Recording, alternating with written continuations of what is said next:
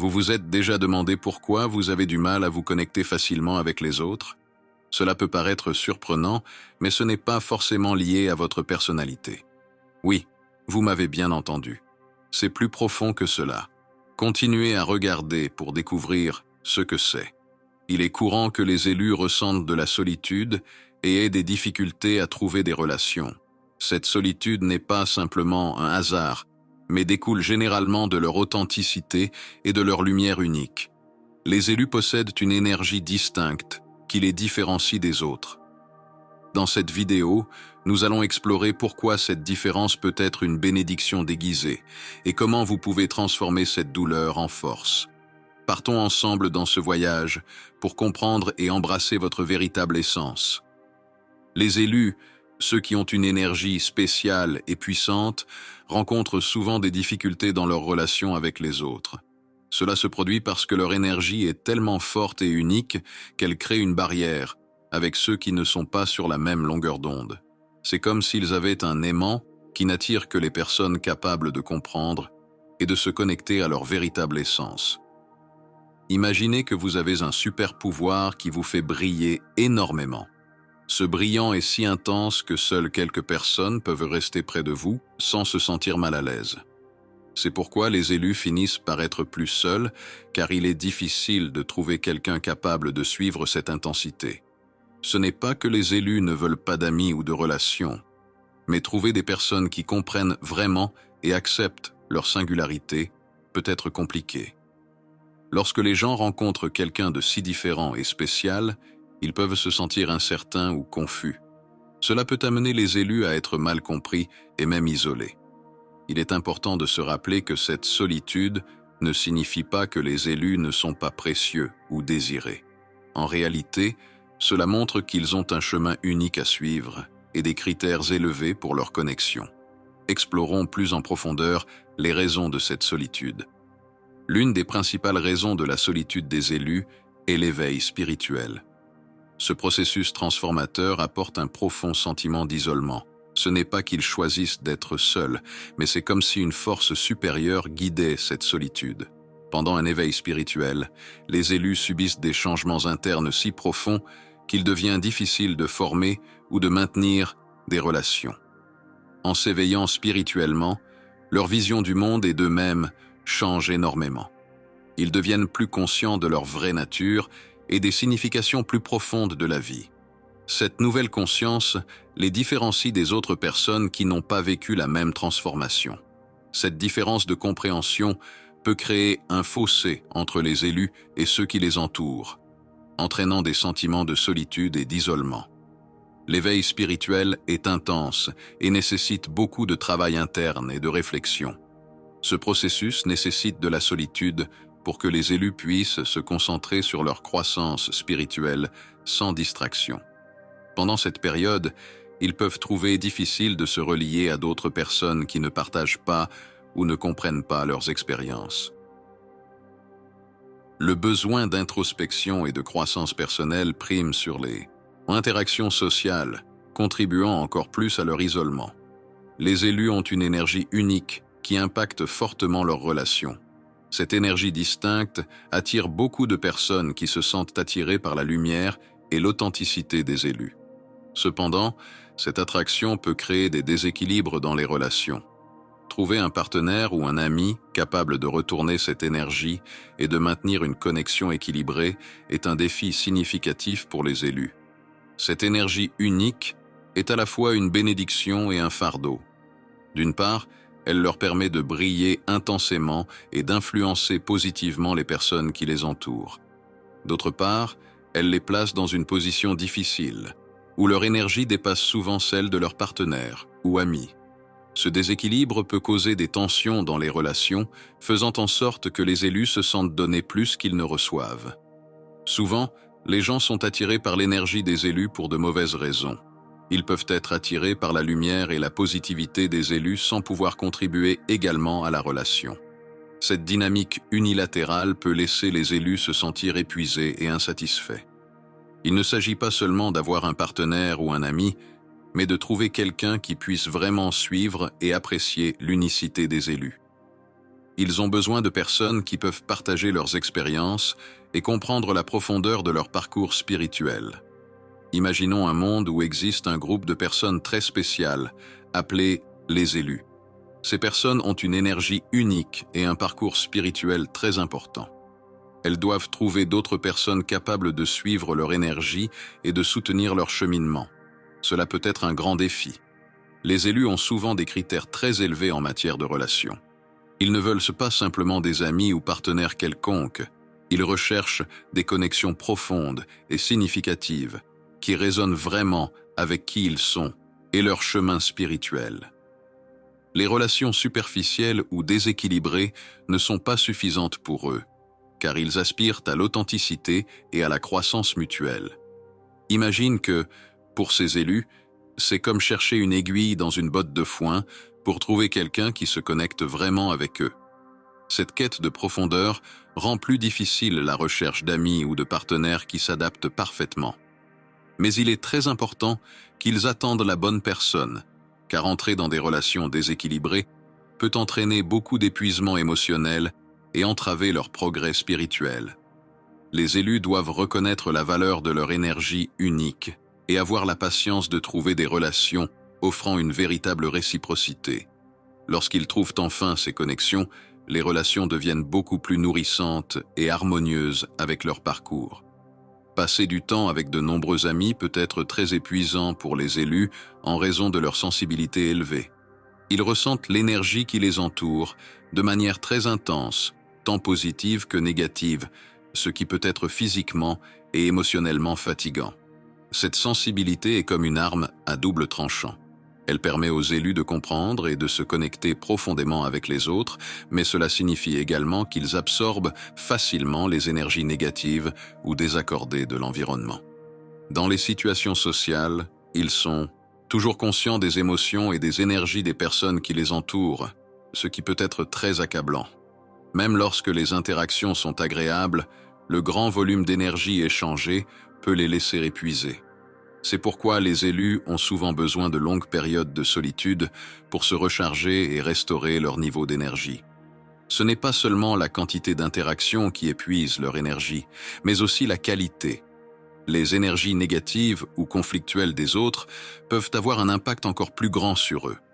Ils peuvent percevoir les tensions, les émotions non dites et même l'ambiance générale d'une pièce, ce qui peut entraîner une exhaustion émotionnelle et rendre difficile le maintien de leur propre équilibre énergétique. De plus, les élus ont une tendance naturelle à aider et à guérir ceux qui les entourent.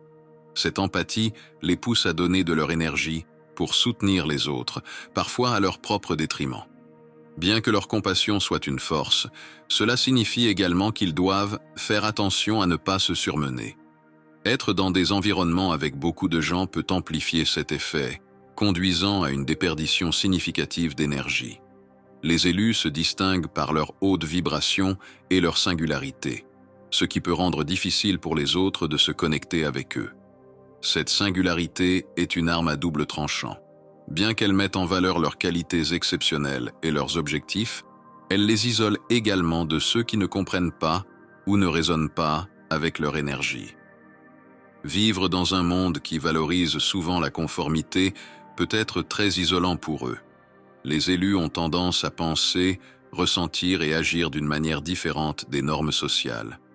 Leurs perspectives sont généralement façonnées par une compréhension plus profonde des dimensions spirituelles de la vie, ce qui peut être difficile à comprendre pour les autres. Cette différence peut conduire à des sentiments d'incompréhension ou de dévalorisation, contribuant encore plus à leur isolement. Pour les élus, la solitude n'est pas seulement l'absence de compagnie, mais une partie importante de leur parcours spirituel. La solitude peut être une préparation divine à quelque chose de plus grand. Pour les élus, cette phase est vitale pour apprendre l'importance de la patience, de la guérison et de l'alignement avec leur véritable essence. Au lieu de voir la solitude comme un fardeau, les élus peuvent la considérer comme une période de croissance personnelle et d'enrichissement spirituel. L'un des principaux avantages de la solitude est l'opportunité de se connecter spirituellement de manière plus profonde. Dans les moments tranquilles d'isolement, les élus peuvent se rapprocher de leur moi intérieur et du royaume spirituel. Ce temps sans interruption leur permet d'explorer leur spiritualité, d'obtenir des insights et de cultiver une relation plus forte avec leur pouvoir supérieur sans les distractions des interactions sociales quotidiennes. Ils peuvent se consacrer à leurs pratiques spirituelles, comme la méditation, la prière ou la contemplation, favorisant ainsi la paix intérieure et la clarté. Être seul permet aux élus de s'aligner plus étroitement avec leur véritable essence. Dans la solitude, ils peuvent se libérer des influences extérieures et des attentes sociales, découvrant qui ils sont vraiment et ce qu'ils valorisent réellement. Cet alignement avec leur moi authentique les aide à prendre des décisions en harmonie avec leur chemin spirituel et leur croissance personnelle. Les élus se retrouvent souvent isolés pour maintenir une connexion plus forte avec un pouvoir supérieur. Cet isolement n'est pas une occurrence aléatoire, mais une phase délibérée, conçue pour approfondir leur parcours spirituel. La solitude permet aux élus de se concentrer entièrement sur leur développement spirituel et de maintenir une connexion claire et sans obstruction avec leur pouvoir supérieur. Dans le silence de la solitude, ils peuvent entendre les messages subtils et la guidance de leur pouvoir supérieur avec plus de clarté. La vie quotidienne est pleine de distractions et de bruits qui peuvent troubler leur perception spirituelle. En étant seuls, ils créent un environnement paisible où ces messages divins peuvent arriver sans interférence. Cette communication directe est cruciale pour leur croissance spirituelle et leur compréhension du but de leur vie. L'isolement aide les élus à rester concentrés sur leur parcours spirituel. Le chemin d'un élu est souvent rempli de défis et de responsabilités uniques qui exigent une concentration et un dévouement intense. Les interactions sociales et les relations, bien que gratifiantes, peuvent parfois détourner l'attention de leurs tâches spirituelles. La solitude garantit que les élus puissent consacrer leur temps et leur énergie à leur vocation supérieure sans distractions extérieures. Cette connexion avec une puissance supérieure pendant l'isolement sert également de source de force et de soutien. L'élu peut puiser dans cette énergie divine pour naviguer dans les difficultés qu'il rencontre. La sensation d'être guidé et protégé par une puissance supérieure procure sécurité et encouragement, les aidant à rester résilients et engagés sur leur chemin. Maintenant, l'aspect le plus important de l'isolement, la nécessité de la guérison intérieure. Si l'univers vous a isolé, il est probablement temps de vous arrêter et de guérir les blessures et les traumatismes du passé. Ces blessures peuvent compliquer la formation de relations significatives, rendant la solitude nécessaire pour l'introspection et la récupération. Pour les élus, cette période d'isolement est cruciale pour aborder et guérir ces questions profondes, leur permettant d'émerger plus forts et équilibrés. Les élus portent souvent des cicatrices émotionnelles et psychologiques de leur passé. Ces blessures peuvent provenir de diverses sources, telles que des expériences d'enfance, des relations antérieures ou même des traumatismes générationnels. Au fil du temps, en affrontant ces blessures avec courage et dévouement, les élus peuvent se libérer des poids émotionnels qui les retiennent. Ils commencent à voir la solitude non comme une période de tristesse, mais comme une opportunité de renouveau et de renforcement. Chaque moment d'introspection, chaque prière silencieuse, chaque méditation profonde contribue à leur chemin de guérison et de croissance. Au fur et à mesure qu'ils guérissent, les élus découvrent une nouvelle clarté de but. La solitude cesse d'être un état d'isolement et devient un espace sacré de transformation. Ils émergent de cette phase plus connectés à eux-mêmes et à leur puissance supérieure, prêts à affronter le monde avec une nouvelle perspective et une force renouvelée. Alors, la prochaine fois que vous vous sentez seul, souvenez-vous, cette solitude peut être une préparation divine pour quelque chose de plus grand. C'est un temps précieux pour vous reconnecter avec votre essence, guérir les anciennes blessures et renforcer votre esprit. Et ce faisant, vous vous préparez pour un avenir rempli de croissance, de buts et de réalisations spirituelles. Quand nous avons des problèmes non résolus, c'est comme si nous portions un sac à dos rempli de pierres lourdes. Ces pierres sont nos tristesses, nos peurs et nos colères qui peuvent compliquer notre connexion avec les autres de manière saine et heureuse. C'est comme si nous étions toujours fatigués et sans énergie pour jouer et sourire. Être seul, parfois, peut être très bénéfique, car cela nous donne le temps nécessaire pour réfléchir et soigner ces blessures dans notre cœur. Imaginez que vous êtes dans un endroit tranquille, où vous pouvez regarder en vous-même sans vous soucier des difficultés à entretenir des amitiés ou des relations en ce moment. Ce temps de solitude est comme un magicien qui nous aide à réfléchir profondément à qui nous sommes. Pendant cette période, nous pouvons nous engager dans une profonde autoréflexion. L'autoréflexion est un mot compliqué pour quelque chose de simple. C'est lorsque vous vous arrêtez et pensez à vos émotions, vos pensées et vos comportements. C'est comme si vous étiez un détective enquêtant sur les raisons de votre tristesse ou de votre colère. Vous pouvez découvrir des choses incroyables sur vous-même. Par exemple, il se peut que vous vous souveniez d'une situation qui vous a rendu triste et, en y réfléchissant davantage, vous réalisiez que cette tristesse est encore en vous. Avec cette nouvelle compréhension, vous pouvez commencer à travailler pour guérir cette douleur, peut-être en parlant à quelqu'un de confiance ou en écrivant sur vos sentiments. Si vous êtes encore ici avec moi, je tiens à vous remercier du fond du cœur pour votre attention. J'espère que ce contenu vous a été utile et intéressant. Si vous l'avez apprécié et que vous souhaitez en voir plus, veuillez envisager de cliquer sur le bouton d'abonnement. Votre soutien est très important pour moi. Et n'oubliez pas, n'hésitez pas à partager vos expériences ou vos réflexions dans les commentaires ci-dessous. J'adore entendre ce que vous avez à dire et apprendre de vos histoires. À la prochaine fois, prenez soin de vous et n'oubliez pas de vous abonner pour recevoir plus de contenu éclairant.